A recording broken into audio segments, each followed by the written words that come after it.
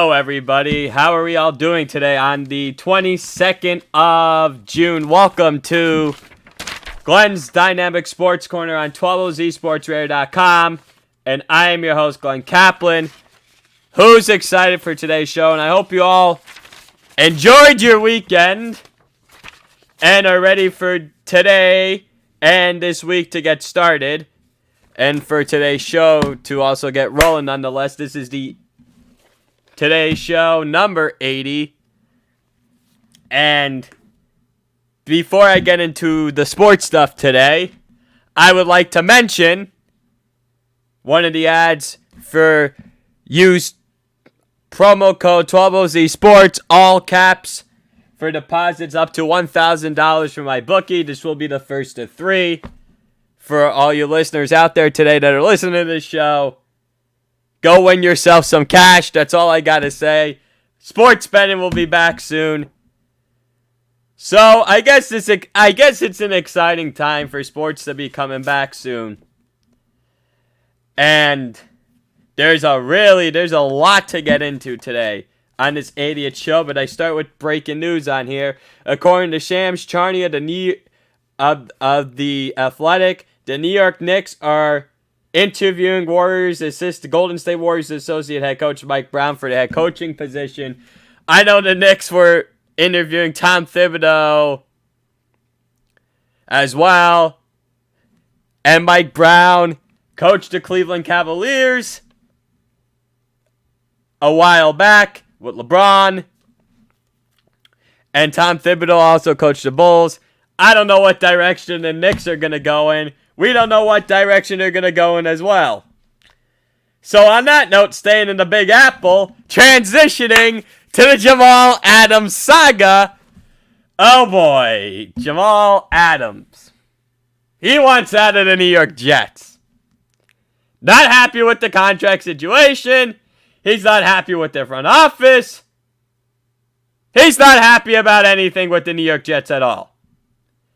Simply point being, Jamal Adams is disgusted. And if the New York Jets lose Jamal Adams, I'm afraid they're not going to get anything good in return. It's as simple as that. You pay the man, the Jets front office isn't willing to because of how much of a cluster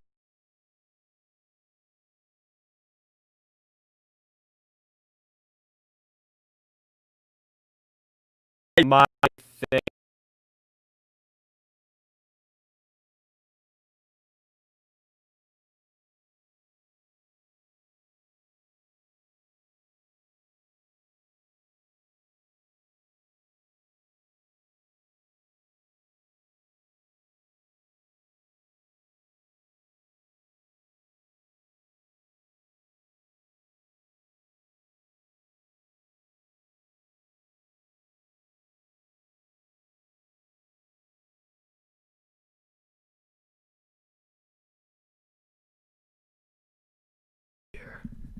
Okay, I would like to apologize for that. I wasn't expecting technical difficulties go out like that. So let me go back to the Jamal Adams situation. What are the New York Jets doing if they decide to trade a man like this? First of all, he's in the back end of your defense. You pay the man. You simply pay him. He's one of the best safeties in the league. It's as simple as that. Number one, and he's also the heartbeat and heart and soul of the New York Jets defense. Let me just say that. You don't trade your best player on the defensive side of the ball. But considering how much of a cluster F the New York Jets are, yeah, they're going to do it anyways.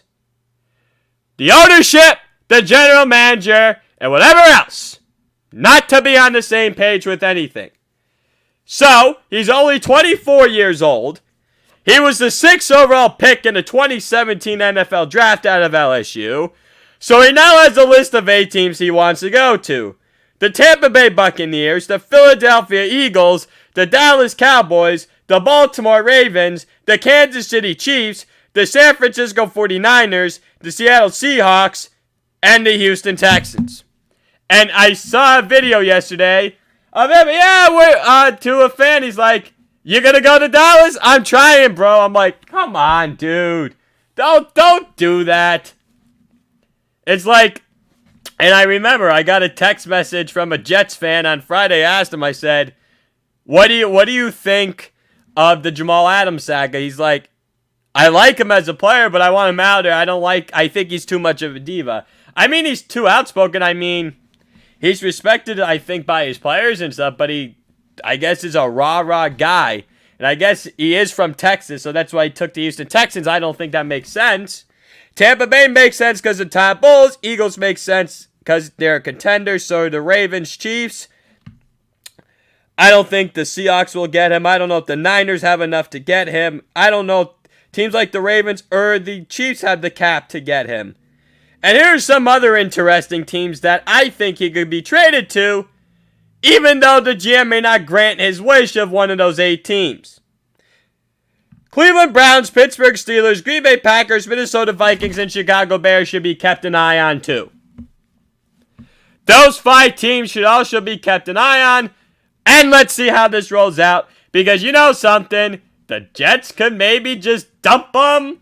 Maybe they do, maybe they don't. But this is something to keep an eye on with Jamal Adams. Let's see if he even reports to camp. Nobody wants out of New York. And in 14 games last year, an interception, 61-yard pick 6 on Jarrett Stidham, 7 pass deflections, 2 forced fumbles, 25-yard fumble recovery. He's basically strip-sacked Daniel Jones and led to a touchdown. And Jamal Adams also had 6.5 sacks and 75 tackles. In 46 games in his career, 2 interceptions, 1 touchdown, 25 pass deflections, 6 forced fumbles, 4 fumble recoveries, 1 touchdown, 273 tackles recorded. And this is what someone believes, that if Jamal Adams were to be traded and signed a contract extension, he wants somewhere in the $20 million range, and who knows what team will want to pay him $20 million a year, because no team's going to pay a safety $20 million a year. The average is between around $15 million, maybe lower than that. But he's not going to get Aaron Donald money. You can forget that. No, he's not better than Aaron Donald of the Los Angeles Rams. That's not possible. Because Donald is a rare breed at defensive tackle. And Jamal Adams, yeah, he's a great safety, but safeties, I guess as they say, you got to cover like a corner and tackle like a linebacker, right? So I guess that's that with the Jamal Adams saga for now, but I'll say one quick thing, one last touching point on it. First things, it's like, how many first-round picks are the teams going to give up for him? And last but not least, if a team like the Ravens, Chiefs, or the Niners get him, do you think to yourself, 19-0, close to 19-0? I guess time's going to tell, right? We'll see what happens when time keeps on moving forward nonetheless. Next up. Finally, Dak Prescott, the quarterback of the Dallas Cowboys, is finally making a good decision. As my old principal once said from high school, I'm in Valley West, props to that, saying, make good decisions, and Dak Prescott is making a good decision here by, according to ESPN Adam Schefter, Dallas Cowboys Dak Prescott is planning to sign his $31.4 million franchise tender by Monday, sources tell ESPN. Finally, Dak Prescott, you finally decided to going to potentially finally sign your tender, and this is better than nothing, because you can't bicker and continue to keep bickering, because if you do continue to keep bickering, you got a decent backup in the name of what, Andy Dalton, where Andy Dalton has actually won some games before and played in the playoffs. He knew that was being talked about. He thought to himself, hey, Andy Dalton can steal your job if you don't decide to sign here, and if he impresses at training camp. So, he's now obligated to report to training camp on time, whether or not he and the Cowboys can figure out a long-time deal. So now, assuming he signs this tender, he is locked in for the 2020 season. And the two sides will now have until July 15th to work out a long-term deal. And in all realistic cases here, it's not far away. Not far away at all. And we're almost at training camp. Whether it remains to be seen, we're going to start that on July 28th. That's another story in itself. Let's see if the season starts on time. I was talking with my dad and my Uncle Frank about. Let's see how it all rolls out. For Dak Prescott last year, in 16 games, he had an 8-8 record, 388 of 596 passes completed, 65.1 completion percentage, 4,902 yards, 30 touchdowns, and 11 interceptions. And I thought, yeah, Dak Prescott was a top 5 quarterback, but when he played against the good teams, the stats were really misleading. And in 64 career games, a 40-24 record in his time being as the starting quarterback for the Dallas Cowboys. And he's completed 1,363 of 2,021 passes, 65.8 completion percentage, 15,778 yards, 97 touchdowns, 36 interceptions. Last year, he had 52 carries for 277 yards and 3 touchdowns. And in his career, 241 carries for 1,221 yards and 21 touchdowns. So those are Dak's statistics. And here we go, diving into another topic, sticking with the NFL. And I'm excited to actually go over this because Colin Cowherd of Fox Sports 1 was talking about the second-year quarterbacks. And I would like to share my opinion, how I feel about the second-year quarterbacks going into right now. So, heading into this year, we have 6 second-year starting quarterbacks. And for the last 3 years, the second-year quarterback has popped, or been at an MVP caliber level. Carson Wentz was going to win the MVP in his second year if he didn't blow out his ACL. You had Patrick Mahomes win the MVP in his second year for the Kansas City Chiefs. And you had Lamar Jackson winning the MVP in his second year. So, here are the 6 quarterbacks that are going into their second season. They are Drew Lock of the Denver Broncos, Daniel Jones of the New York Giants, Dwayne Haskins of the Washington Redskins, Kyler Murray of the Arizona Cardinals, Gardner Minshew of the Jacksonville Jaguars, and Jarrett Stidham of the New England Patriots.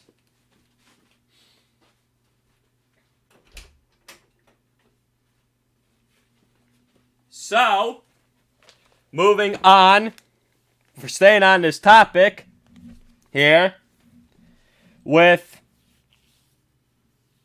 the second-year quarterbacks, in my opinion, this is the order that has to go. Daniel Jones, number 1. Drew Lock, number 2. Kyler Murray, number 3. Gardner Minshew, number 4. Dwayne Haskins, number 5. And Jarrett Stidham, number 6. Okay. So, Daniel Jones, I think, has maybe the most upside out of them in the second year with Joe Judge as the head coach. And then you have Drew Lock, who Colin Cowherd loves a lot. And I like Drew Lock, and I think he's going to pop too. You got him Jerry Jeudy, KJ Hamler. You drafted his tight end from Missouri in the 4th round. I mean, you're trying to keep up with a team like the Kansas City Chiefs in that division. Kyler Murray, yeah, you have DeAndre Hopkins, but I don't know, there's something about Kyler Murray I'm not too sold on for some reason. I don't know what it is. Number 4, Gardner Minshew. Will Minshew Mania be back this year? Number 5, Dwayne Haskins.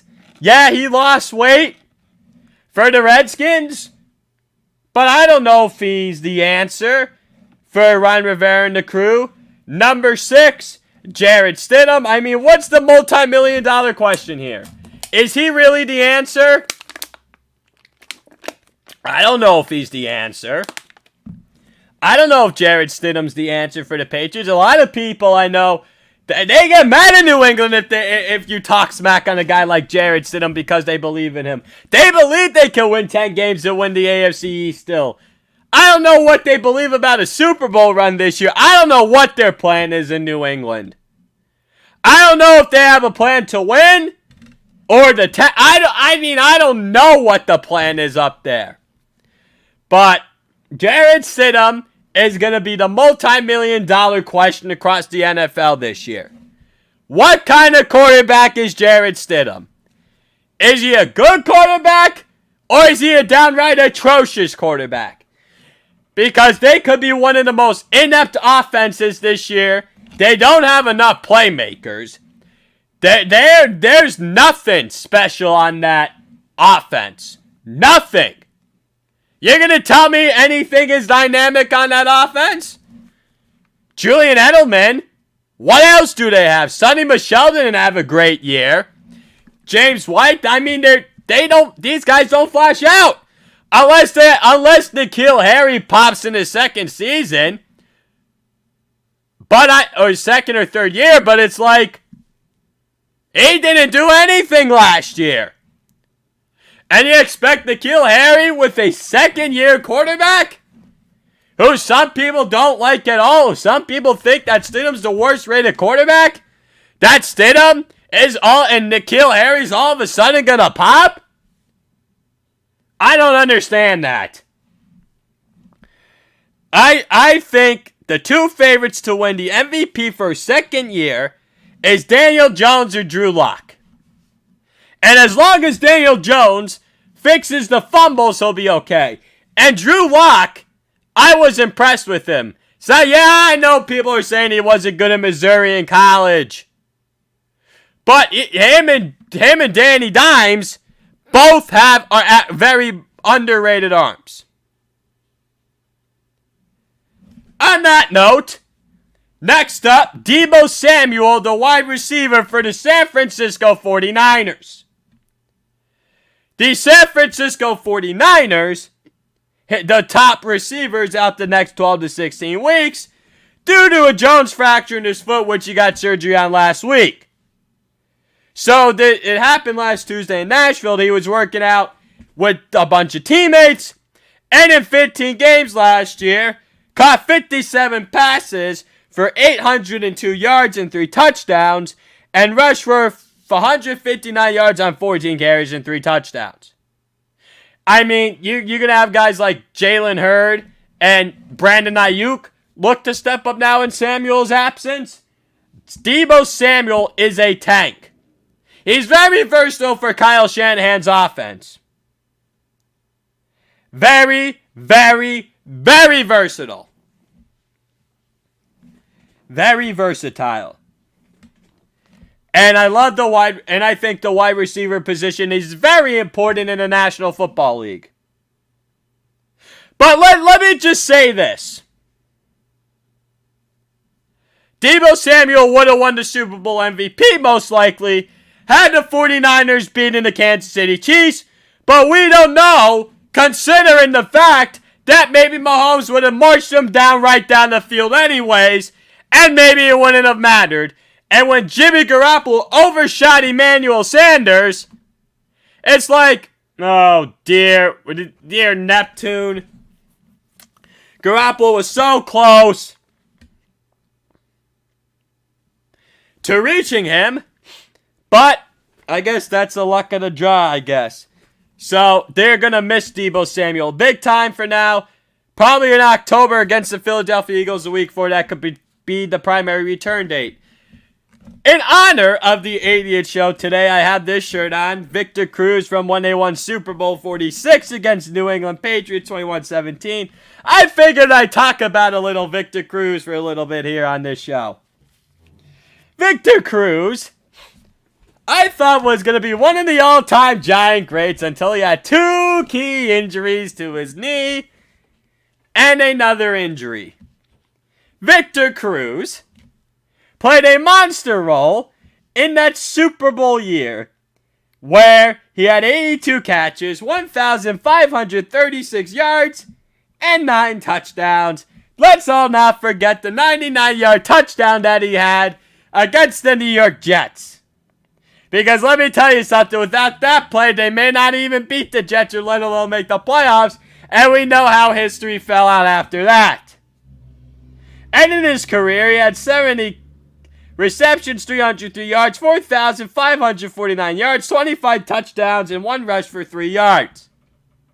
The funny thing is about Victor Cruz, what everyone loved about Victor Cruz was this. Everyone loved Victor Cruz because he was a great guy around the New Jersey community, and everyone remembers the salsa dance, right? Oh, the old salsa dance that Victor Cruz used to put on made me smile. And I remember it was a video call I was on with a couple of friends. I remember trying to do Victor Cruz salsa, and they were just like laughing about it. I'm just sitting there, I'm like, oh God, how do you not remember that? The old Victor Cruz salsa. Those were some fun times, I guess, with the old Victor Cruz salsa. And he was a New York Giants fan favorite. He really was. Because had Victor Cruz not gotten hurt, he would have been maybe the best Giants receiver of all time. I'm not going to play the ifs and buts game with you right now. But let's face it. Victor Cruz, he'd probably be on the back end of his career. Probably be retired anyways right now. And we may be talking about him in Canton, Ohio. If he doesn't get hurt. He was a slot guy, but he could also line up on the outside. And he was one of Eli Manning's favorite targets. And after Victor Cruz left, when they drafted Odell Beckham Jr., that was Eli Manning's favorite target. That's what kept him in the league for a little bit. When OBJ in his rookie year in 2014, it was targeted 130 times, 91 catches with 1,305 yards and 12 touchdowns. He rushed for 35 yards on 7 carries. And let's also not forget this. Let's also not forget when Victor Cruz had that great first year, he was targeted 131 times. Victor Cruz was the heart and heart soul of that New York Giants receiving core during that time in that Super Bowl year. And they also had Hakeem Nicks and Mario Manningham. And Hakeem Nicks was a beast. I remember a kid in my school who was an Eagles fan would tell me after the Giants beat the Packers, Hakeem Nicks is a downright blanking beast. Would tell me that right before first period in class at where I went to Wyoming Valley West High School. So, I mean, that was all fun with the Victor Cruz stuff. On to my last NFL topic before I get into the other sports. So, here's an interesting question. What happens if the 2020 NFL season's canceled? How do you decide to order the 2021 NFL draft? And this is something my dad brought up the other day over the weekend. It actually happened to be Father's Day this past weekend. I hope you all enjoyed it. And called whoever, talked to them, and whatever else, spent time with family. And got them something. So, for the NFL draft, how do you do it? I think what you should do, and I remember the NHL draft lottery. Back in 2004, 2005, when they had a lockout, the NHL did it in some lottery way, which I personally couldn't understand. But what they did do was you would have 1 through 30. Whoever was in the 1 through 30 order, then you would reverse it. So what they should do, the NFL, take the same order from last year, but instead, so for example, the Kansas City Chiefs had the 32nd pick. They'll get the 33rd pick like you do in a fantasy draft. I think that's the fairest way you could possibly do it. So Kansas City gets 32 and 33, and that's what I think that should be the case right now. That's if there's no season. But if there is a season, you don't need to worry about it. And my dad was like to me, before you answer this question, don't laugh, take it seriously. And the funny thing is, I actually kind of wasn't laughing, and I was being more serious about it more than anything else. Because I know with the coronavirus cases going up, and a lot of other things going on here, the NFL and other sports nonetheless. So, speaking of the coronavirus, actually, why did I just clap there? I don't understand why I just did that, but okay. So, phase! But before I get into phase 4 of the NHL, the Tampa Bay Lightning had to close their facility because of the coronavirus. A few of their players got it. Coaches got it. They had to shut down their facility. But everybody else seems to be okay. But why is Tampa Bay being affected? And why does Florida seem to be affected? Oh, wait a minute. That's because they opened things too early. And seems like they didn't take the virus seriously like some of these other states did. That's right. That's why these cases seem to be spiking up in Florida and some of these other states. And yes, I know it kind of cancels out when you had New York and New Jersey, Pennsylvania, Connecticut, for example, who had the cases much higher than Florida did at the beginning. But I guess it all cancels out, right? So I guess there's that. But on a more serious note, this is concerning, and Austin Matthews of the Tampa Bay Lightning also got it. Not the Tampa... Wow, I can't believe I just said Austin Matthews of the Tampa Bay Lightning. I should be ashamed of myself. I meant in the Toronto Maple Leafs. Dear Neptune, dear Neptune, dear Neptune. Austin Matthews, the heartbeat and heart soul of the Toronto Maple Leafs, who happens to be living in Arizona. Yes, that's another state that happens to be spiking up with coronavirus cases, and you're just sitting there like them in Texas and Florida, and I'm like, you gotta be kidding me. Maybe they opened too early. Maybe they did. Or maybe they didn't take it as seriously. But I don't know what the answer I have to give to you guys right now about it. Because as long as no one else in the NHL gets the coronavirus, we should be okay to start on time for the Stanley Cup playoffs, right? Drum roll, please, because we finally have a date for it. It's been reported that the Stanley Cup playoffs will begin July 30th, according to the New York Post. July 30th is the supposed date for when the Stanley Cup playoffs are supposed to begin. Okay, I gotta slow down here a little bit. I'm kind of rushing into my things a little bit here. I'm looking at my script right now and I'm like, okay, let me slow down. Okay, so I'm going to slow down here. So, here we are. The Stanley Cup playoffs is, I guess, as they say around the holiday season, it's the most wonderful time of the year. And I believe the NHL Stanley Cup playoffs is the most wonderful time of the year in the sports world, and I think it's the best playoffs out of anything else. Because it's an unpredictable scene that no one can figure out. And now with having 24 teams in the playoff field, who knows what's going to happen? You don't know what's going to happen in these Stanley Cup playoffs this year. This could be the year where low seed wins it, but let's hopefully not. It's not one of those qualifying. As in the qualifying, as in like someone who wasn't in the mix wins it. That's what I mean. So, here's where we have an update on Phase 4.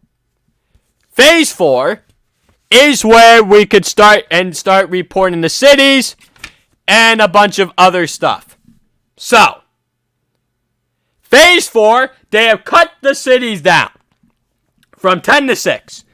Chicago's out, Dallas is out, Los Angeles is out, and Minneapolis, St. Paul is out. What is in play is this. You have 3 Canadian cities. Toronto, Vancouver, and Edmonton.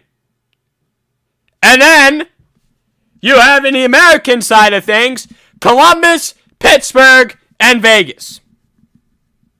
As they say, what happens in Vegas stays in Vegas. But now, here is where I'm going to find this interesting. Supposedly, the NHL and the Canadian government came to an agreement about not having to quarantine for 14 days. And I have not heard about spikes in the Canadian cities. Which makes me wonder right now, are we going to see both hub cities in Canada? Because to me, it seems like Canada has been in much better control and been in much better leadership in the coronavirus than the United States has.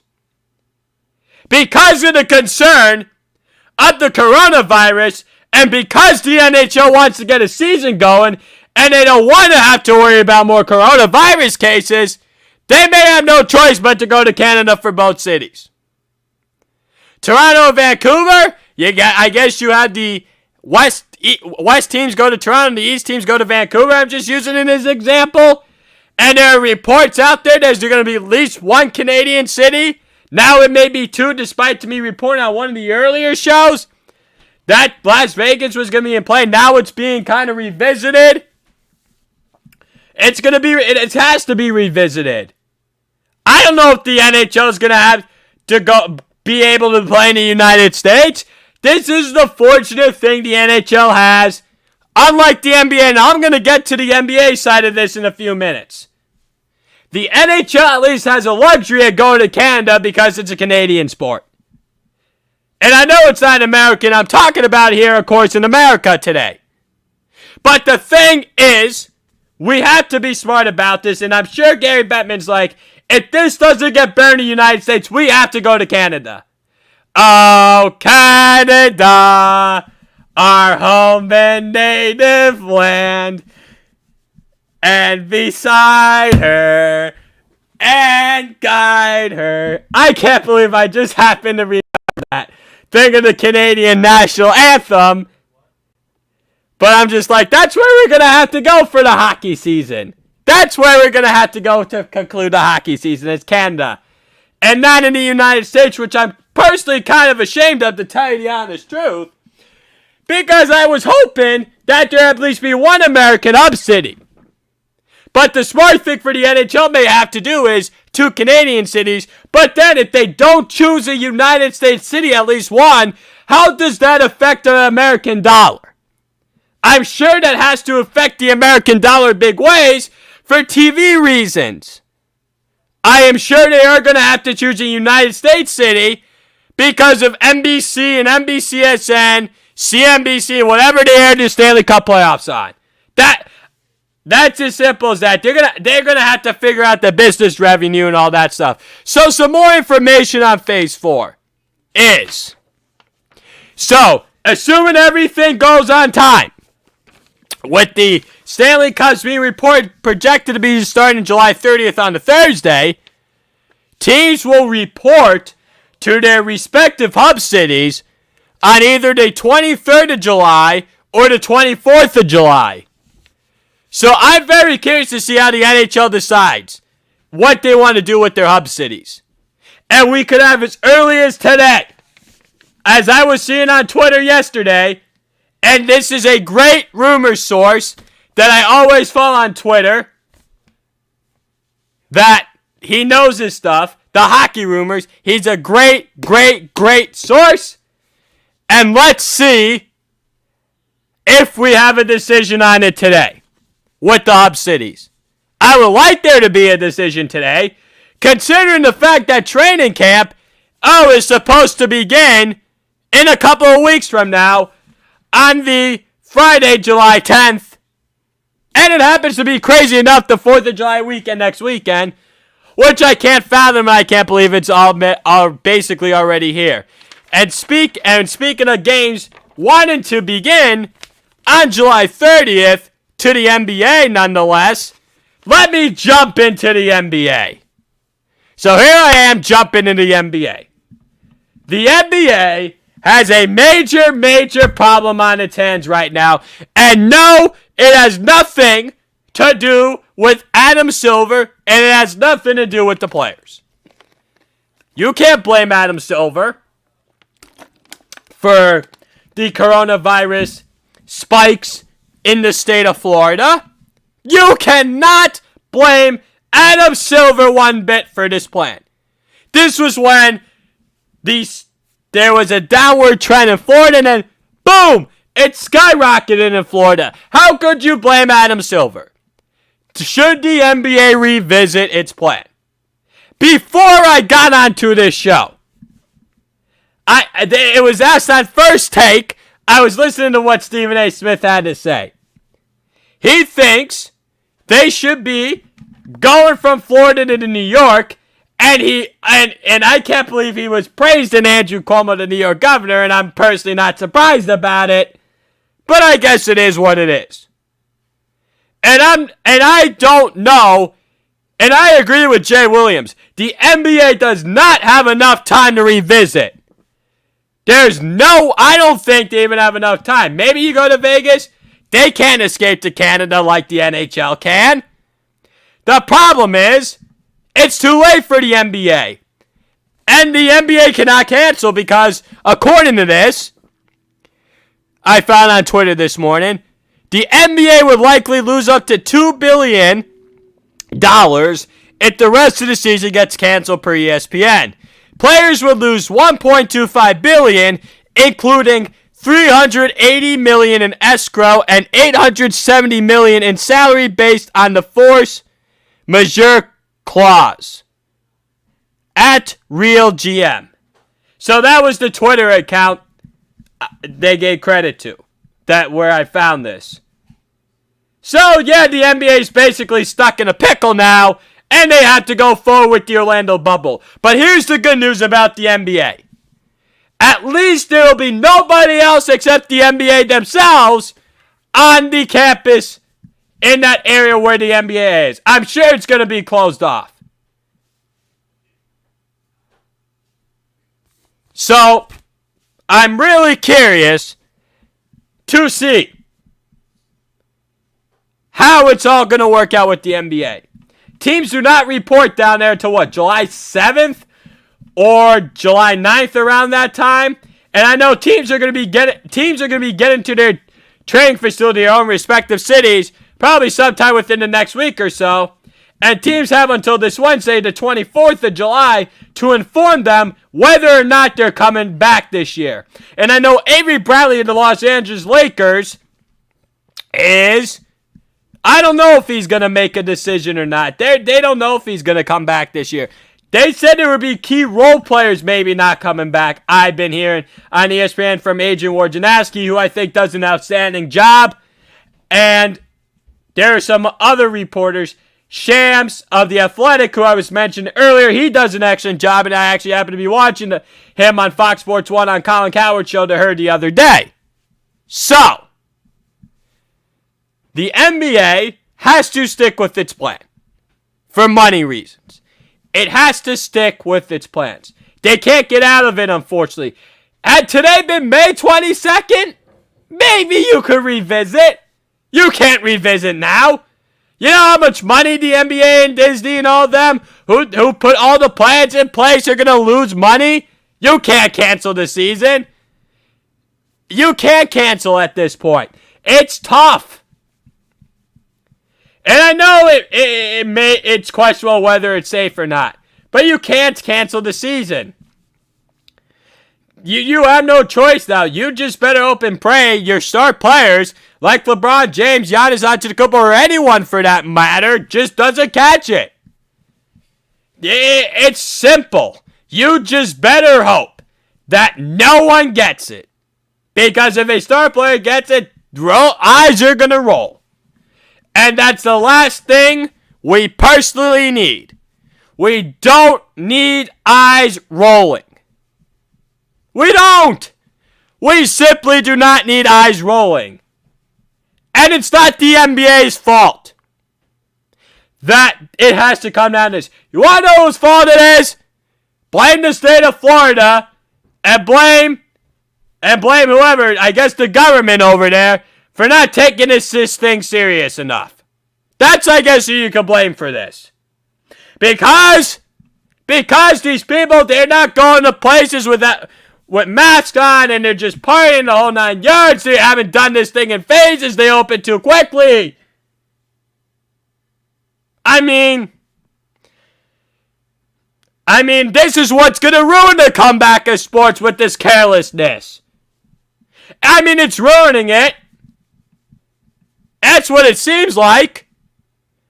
But the thing is, we know we can't cancel sports because we know how much for an economy we can't lose more money, because if we do lose more money, it's just going to be reckoning for all these sports leagues and just for the economy, period.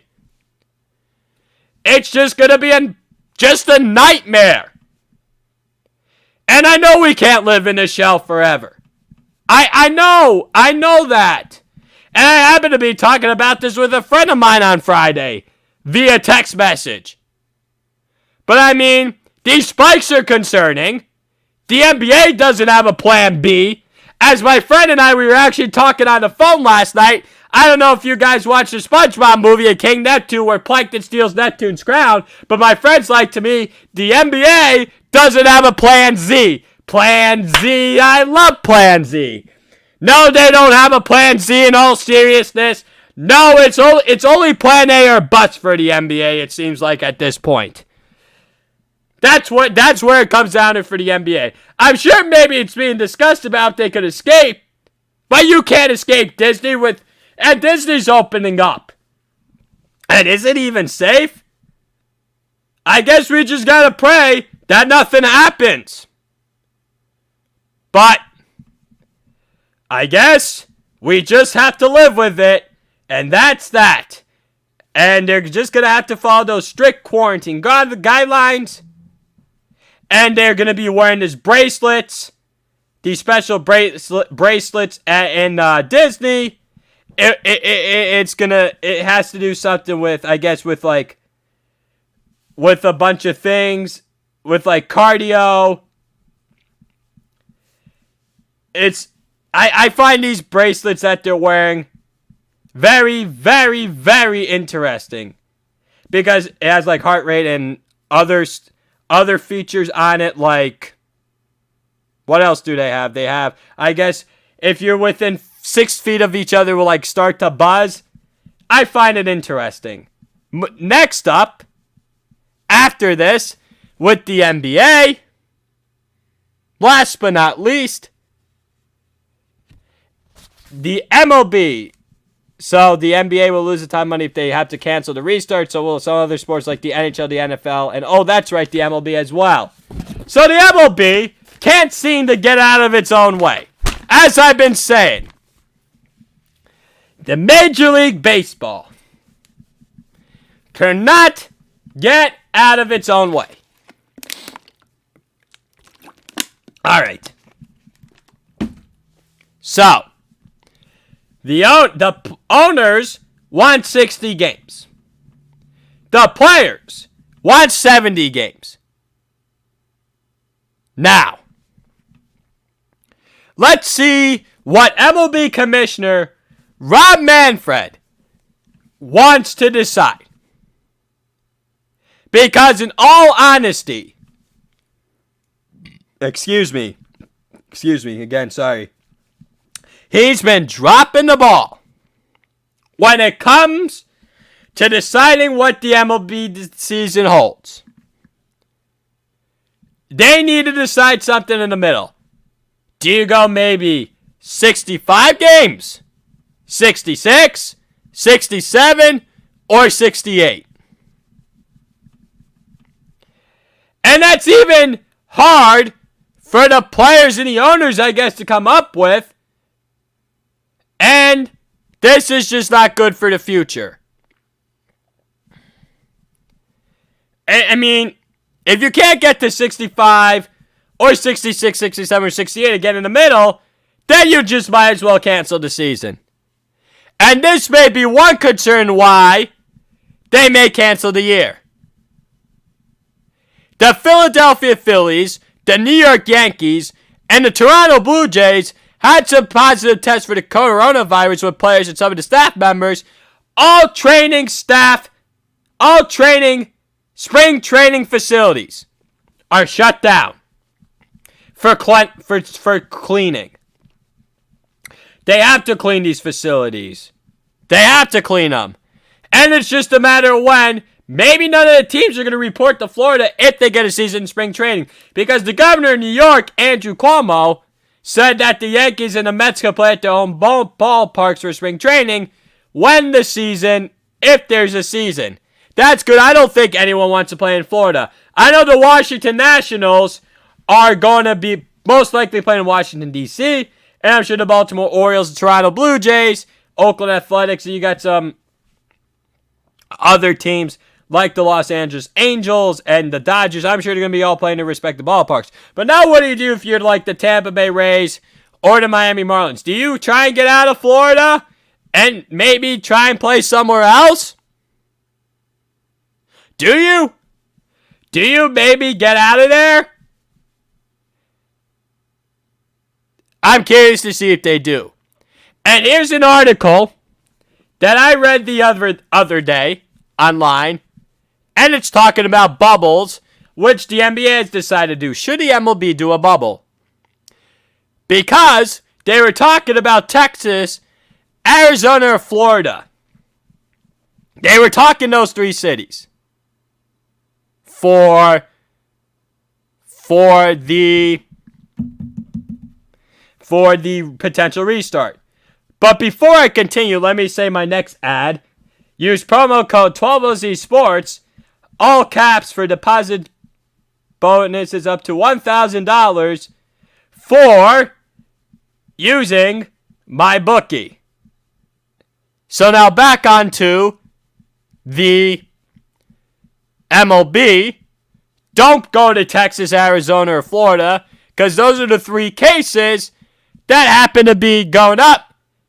And it seems like all the Republican states are spiking up.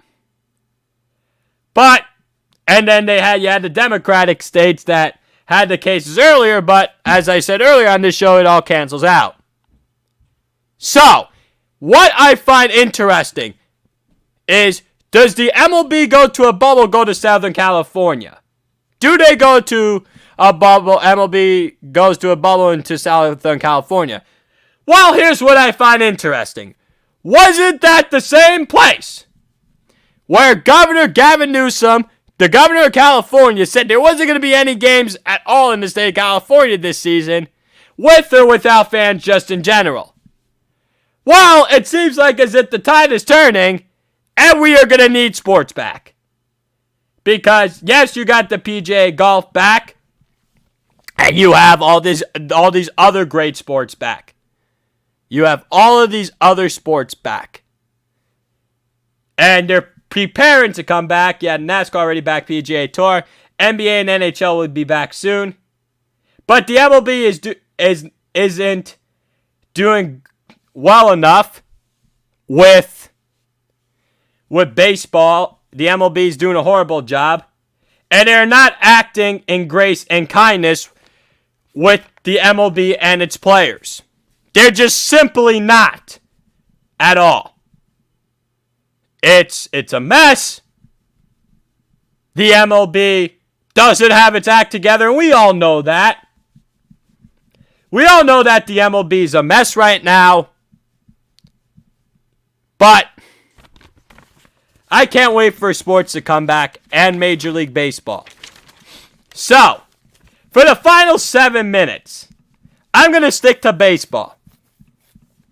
But it's going to have to do something with the minor league system. And if there is no MLB season, it would be embarrassing. This would not be good.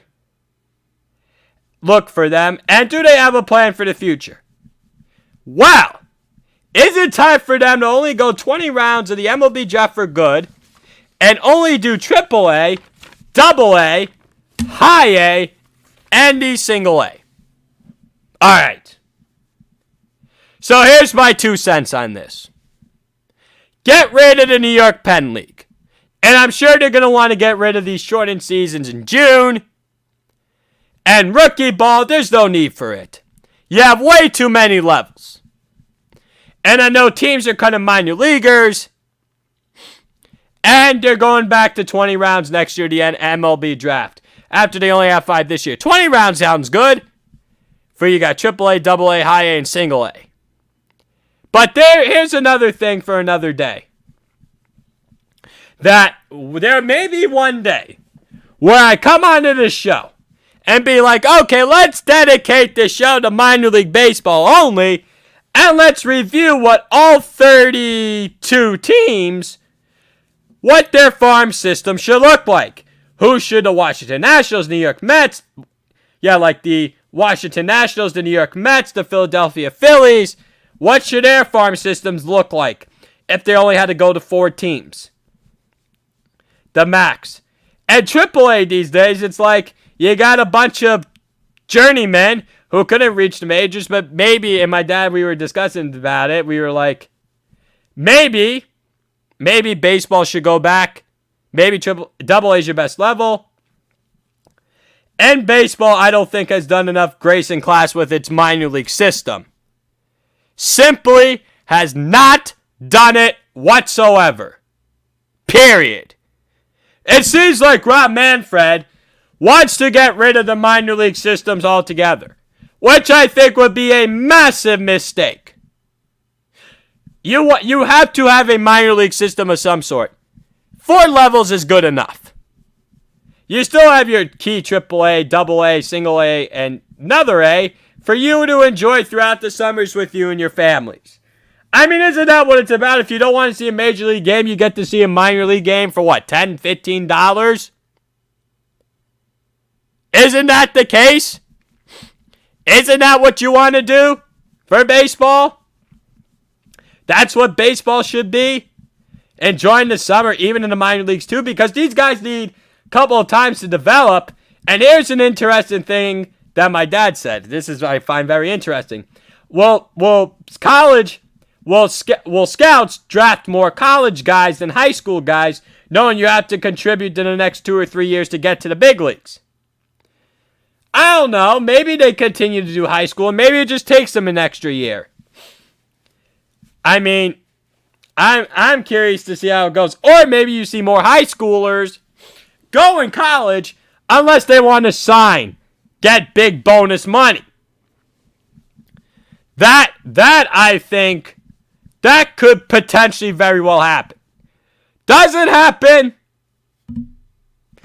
I mean, I think it could. I'm curious to see how the minor league system is going to be after the whole coronavirus. I think you need to get rid of rookie ball and the lower and the New York Penn League shortened season, all the other shortened league seasons. Single A, High A, AA, AAA. That's it. Those are the only 4 you should have. You cut your minor leaguers. You add 20 rounds of the MLB draft. I think that's a good number. I think 20 is a very good number to have when it comes to these minor league drafts. You're not going to see 40 ever again. That's very simple. You're never going to see 40 again. And here's a couple more things I want to touch on after this minor league baseball. So I forgot to mention this with the major leagues.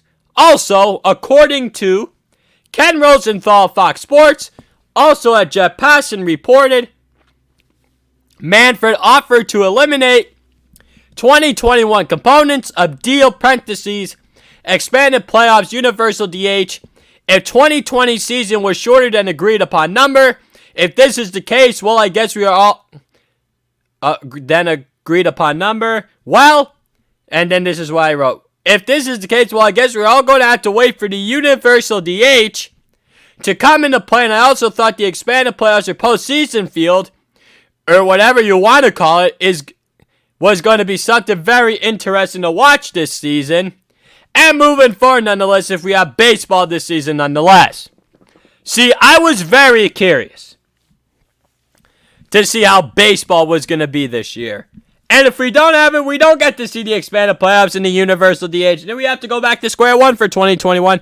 And then after the 2021 season, then we're going to have to figure out a new CBA. And that's probably why they don't want to do the DH that year or the expanded playoffs. So that for the next CBA, so then we could figure out having the universal DH. And we could also figure out having the new expanded playoff field that everyone is looking forward to. And I guess we just had to leave it at that. That's how I feel. That's how I guess it's going to be. Moving forward baseball. So another day we could talk about the minor league baseball everywhere nonetheless.